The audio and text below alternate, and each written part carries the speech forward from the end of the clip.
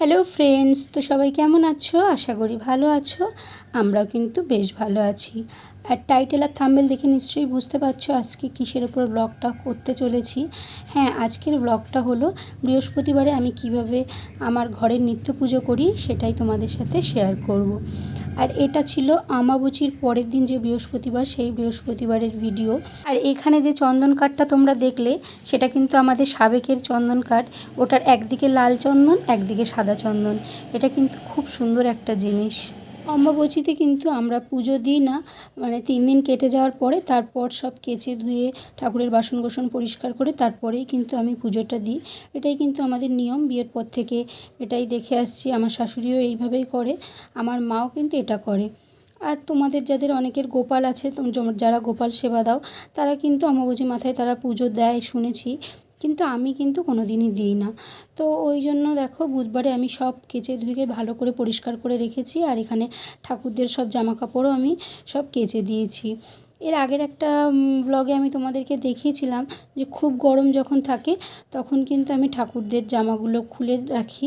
আবার যখন অল্প অল্প বর্ষা পড়ে বা ঠান্ডা ঠান্ডা পড়ে তখন কিন্তু আমি আবার সব ঠাকুরদের জামা পরিয়ে দিই।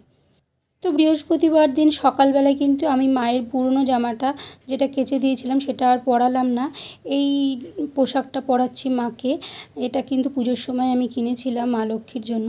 তো এই পোশাকটা পরিয়ে মাথায় ওড়না দিয়ে মাকে ভালো করে সাজিয়ে তারপর কিন্তু ঘরটা পাতবো। তো দেখো আমার মাকে কিন্তু সাজানো হয়ে গেছে। এবার মাকে মায়ের জায়গায় তুলে দিলাম। তারপর বাদবাকি যে ঠাকুরগুলো আছে সেই ঠাকুরদেরও জামাগুলো আমি পরিয়ে দেব। এখানে মা সরস্বতী আছে। সব ঠাকুরকেই কিন্তু আমি এক এক করে এখানে জামা পরিয়ে দেব। আর এখানে দেখো মায়ের মাথায় একটা চেলি দিয়ে গলায় একটা মালাও দিয়ে দিলাম। এরপর আমি গোপালকে জামা পরিয়ে দেব। আমার গোপালটা কিন্তু পাথরের, মানে অনেকের পেতলের গোপাল থাকে, আমারটা কিন্তু পেতলের না। তো এই গোপালটাকেও কিন্তু আমি জামা পরিয়ে রাখি, আর যখন গরম থাকে তখন কিন্তু আমি জামাটা খুলে দিই। তোমাদেরকে আগের ব্লগে আমি কিন্তু দেখিয়েছি, মানে পুজোটা আমি আমার মতো করেই করি।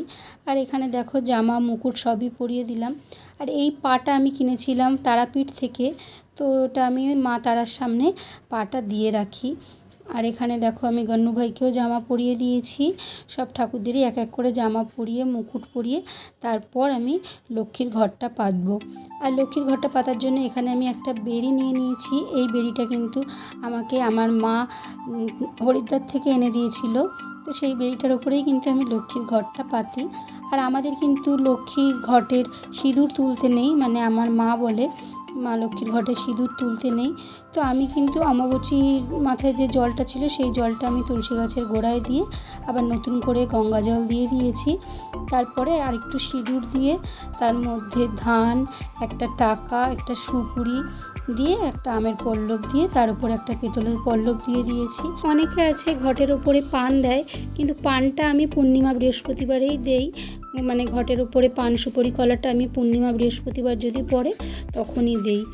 তারপরে একটা শাখা নোয়া দিয়ে দিলাম ঘটের ওপরে। এরপর আস্তে আস্তে সব ফুলগুলো ঠাকুরকে দিয়ে দেব।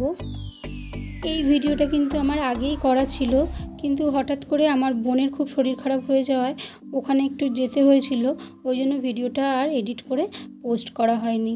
তো আমার বোন কিন্তু এখন নার্সিংহোম থেকে বাড়ি চলে এসছে। ওর পেটে খুব পেন হচ্ছিল, তো ডাক্তার সব রকম পরীক্ষা করে দেখে বলেছে যে একটু ইনফেকশান আছে আর গ্যাসের থেকেই হয়েছিল। তো ও কিন্তু 3 দিন পরে আবার বাড়ি চলে এসছে। তারপর আমি ভিডিওটা এডিট করে তোমাদেরকে দেখাচ্ছি। আমি শুনেছি অম্বাবচী ছেড়ে গেলে নাকি ঠাকুরকে আম দুধ দিয়ে পুজো দিতে হয়। তো আমিও কিন্তু ঠাকুরদের একটু আম দিয়ে পুজো দিয়েছিলাম, দুধটা আর দেওয়া হয়নি, একটু আম দিয়ে পুজো দিয়েছিলাম। তো এখানে দেখো ঠাকুরদেরকে আগে জল মিষ্টি দিয়ে নিয়েছি, তারপর আমটা কেটে দেব। আর এখানে বাবা তারকনাথকেও আমি একটু ঘি মধু দিয়ে স্নান করিয়ে নেব। আর দেখো এখন কিন্তু গাছে খুব কচি কচি বেলগুলো না সব পড়ে যাচ্ছে। তো আমি ভাবলাম যেহেতু বাবা তারকনাথ খুব বেল পছন্দ করে, তো একটা ছোট বেল পেয়েছিলাম, সেটাও বাবার মাথায় দিয়ে দিলাম। বললাম না সবটাই নিজেদের মনের ব্যাপার, মানে ভক্তিতে মুক্তি একটা কথা আছে। তো তোমরা যদি ভক্তি ভরে ঠাকুরকে ডাকতে পারো তাহলে কিন্তু কোনো নিয়ম কানুনের দরকার হয় না, শুধু মন থেকে ঠাকুরকে ডাকলেই কিন্তু ঠাকুর সাড়া দেয়। তো সেটা তো আমি বলেছি এর আগে, আমি বহুবার প্রমাণ পেয়েছি। আর এরবার যখন আমার বোনেরও এরকম শরীর খারাপ হলো তখন কিন্তু ডাক্তাররা খুব ভয় দেখিয়ে দিচ্ছিল যে পেটে কি হয়েছে বোঝা যাচ্ছে না, হয়তো বা অপারেশন করতে হবে। তখন কিন্তু আমরা সবাই মিলে ঠাকুরকে খুবই ডেকেছি। আর ঠাকুর যে ওই যে বললাম না, ঠাকুরকে মন থেকে ডাকলে ঠাকুর কোনো দিনই কাউকেই ফেরায় না, তো তার প্রমাণ তো প্রতি পদক্ষেপেই আমি পেতে থাকি। তো এইভাবেই দেখো আমি ঠাকুরের সিংহাসনটা সাজিয়েছি। তো এই ছিল আজকের একটা ছোট্ট ব্লগটা কেমন লাগলো জানিও, ভালো লাগলে একটা লাইক করো, চ্যানেলটা সাবস্ক্রাইব করো। টাটা।